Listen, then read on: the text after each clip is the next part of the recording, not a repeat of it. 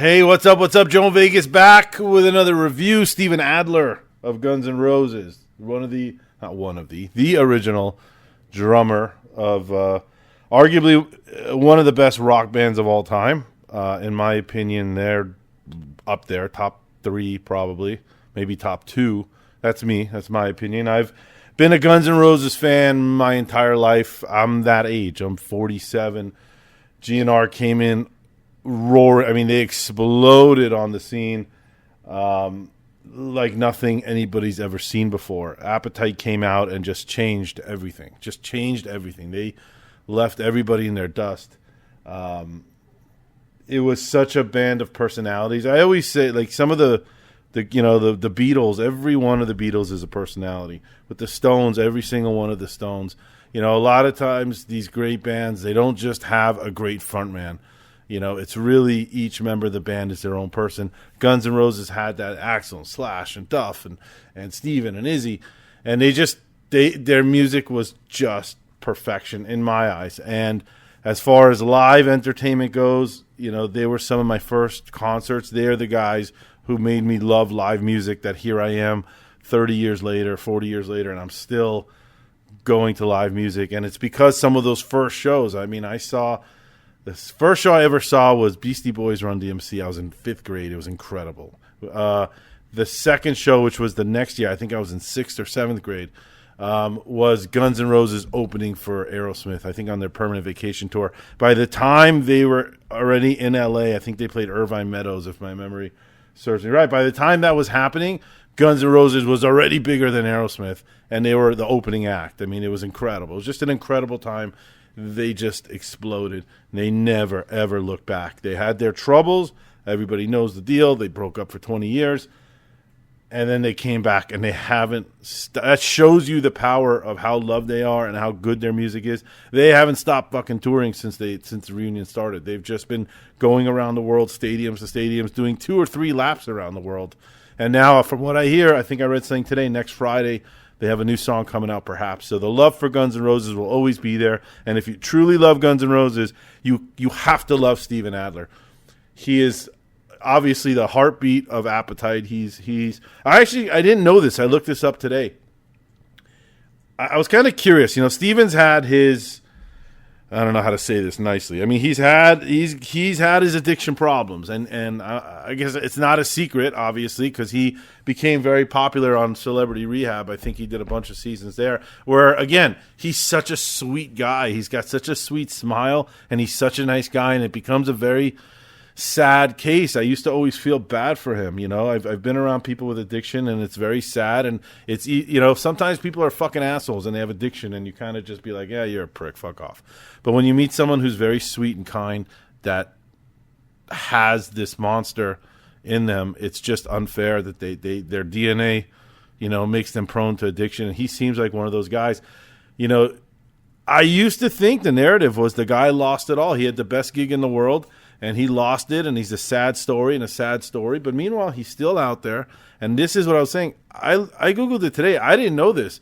He's got a writing credit on the entire Appetite. I think every single song he's credited as a writer. He's worth a lot of money still. So it's not like he lost everything. Thank God he had his credit, because he seems like such a good, sweet guy. Anyway, so he, I guess, was too much of a liability for GNR to take him back. They replaced him a few times over. So he's out on his own. And I guess because he has the writer's credit, he's able to play Appetite songs. And what he did, which I found fascinating, not fascinating, but a relief, was he surrounded himself with a hell of a band. And this lead singer, I don't know his name. He's an Argentinian kid. Good looking. He looks like an 80s rocker. He wears the spandex. He's got the long hair. The girls all going crazy for him. This fucking guy sounds exactly like Axl sounded back in the day. Maybe even better. He is just an unbelievable singer. So what you end up having is, they're not a tribute band, because they're somewhere between a really good tribute band and actually Guns N' Roses. It's a perfect, God, the sound is perfect. It's Steven Adler, so it's a very, very, very glorified tribute act, and it's as good as it gets. Let me run through the set list. Night Train, Mr. Brownstone, The One You Hated, which is an Adler song. Anything Goes, Patience, Good to Be Bad, which is a Steven Adler song. It's So Easy, My Michelle, Civil War, had a little drum solo. You Could Be Mine. I didn't know he played on that. I thought my memory served me correct. I thought the only song he played on Use Your Illusions was Civil War, but I don't know. Maybe he must have played on You Could Be Mine because he did it in the set list. Sweet Child of Mine, Rocky Queen, Welcome to the Jungle, and Paradise City. I mean, these, in my opinion, and I think a lot of people will agree, Appetite, these songs are some of the best rock and roll songs. They've never gotten old for me. I've heard them a million times. They don't get old. Even Sweet Child of Mine and Welcome to the Jungle, they're so overplayed, but I don't generally go out and listen to those hits. But when you hear them, you're like, God, they're so fucking good. They're just so fucking good.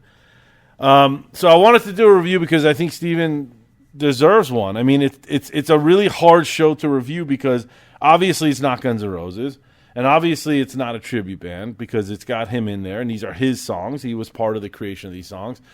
So it's a really enjoyable night out.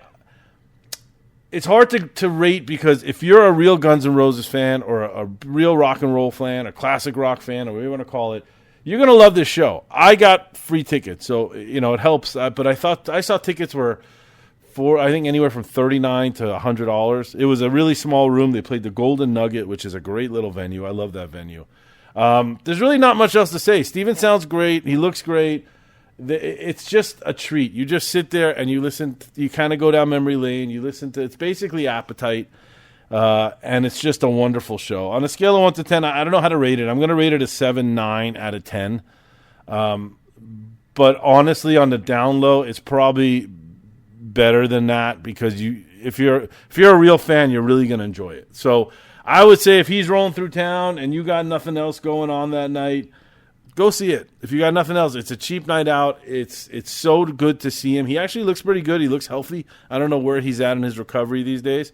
And they're really cool. Usually wherever they're playing, I think the band, we saw them down at the bar after. They were really nice, really friendly.